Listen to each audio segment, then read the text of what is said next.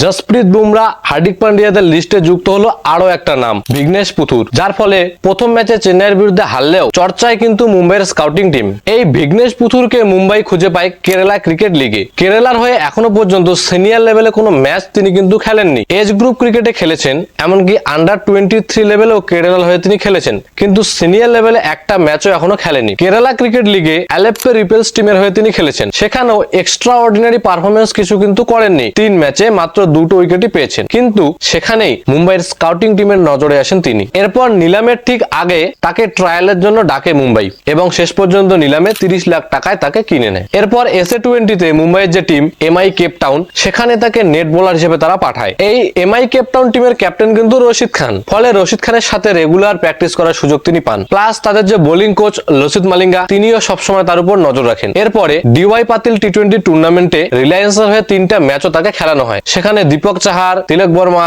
নমন ধীরের মতো প্লেয়াররা তার সাথে খেলেছিল। এরপরে তিনি মুম্বাইয়ের প্রি সিজন ক্যাম্পে যোগদান করেন। এরপরে প্র্যাকটিসের সময় মুম্বাইয়ের নেটেও তিনি সবাইকে ইমপ্রেস করেন। রোহিত শর্মা, তিলক বর্মা, সূর্যার মতো প্লেয়াররাও তার বল খেলতে সমস্যায় পড়েছিল, ফলে তাকে নিয়ে মুম্বাই টিমের কনফিডেন্স কিন্তু বেড়ে যায়। এরপরে চেন্নাইয়ের মাঠে যখন তারা দেখে যে এই মাঠে স্পিনাররা তো সাহায্য পাবে, তখন তারা ঠিক করে যে এবার তাকে ফাইনাল পুশটা দিতে হবে এবং শেষ পর্যন্ত মুম্বাই টিম ডিসাইড করে তাকে এই ম্যাচে তারা খেলাবে। এরপরে রোহিত শর্মার বদলে ইম্প্যাক্ট প্লেয়ার হিসেবে তাকে নিয়ে আসা হয় এবং তারপরে তিনি যা করলেন সেটা তো আমাদের সবারই জানা। ভিঘ্নেশের সাথে কুলদীপ যাদবের বলের স্টাইলে কিন্তু অনেকটা মিল আছে, দুজনেরই স্লো আর্ম অ্যাকশন। পুতুরের বলের স্পিডটা প্রায় মোটামুটি 70 কিমির আশেপাশে। কুলদীপ যাদবও যখন প্রথম এসেছিল তখন তারও বলের স্পিড প্রায় এইরকমই ছিল। রেগুলার চায়নাম্যান, গুগলি দুটো বলে কিন্তু করতে পারে, প্লাস বলের উপর ভালো কন্ট্রোলও আছে, আর ফ্লাইট দিতেও কিন্তু সে ভয় পায় না। শুরুতে ভিঘ্নেশ কিন্তু মিডিয়াম পেসার ছিল, কলেজ লেভেলে সে কিন্তু মিডিয়াম পেসার হিসেবেই খেলেছিল, কিন্তু পরবর্তীতে একজন লোকাল ক্রিকেটার মোহাম্মদ শরীফ, তার পরামর্শে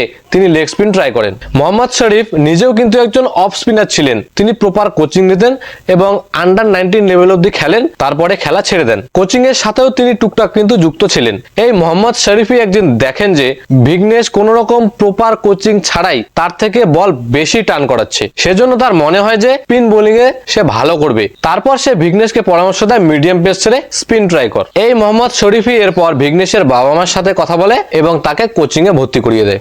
IPL এর প্রথম ম্যাচেই 3টে উইকেট নিয়ে তিনি কিন্তু সবার নজর কেড়েছেন। আশা রাখবো এরকম পারফরমেন্স পুরো সিজনটাতে তিনি দিতে পারবেন। তার যে পটেনশিয়াল সেটাকে তিনি পারফরমেন্সে কনভার্ট করতে পারবে এবং আমরা ভবিষ্যতে আশা রাখছি যে কুলদীপ যাদব, বরুণ চক্রবর্তী এদের লেভেলের আরেকজন মিস্ট্রি স্পিনার পাবো।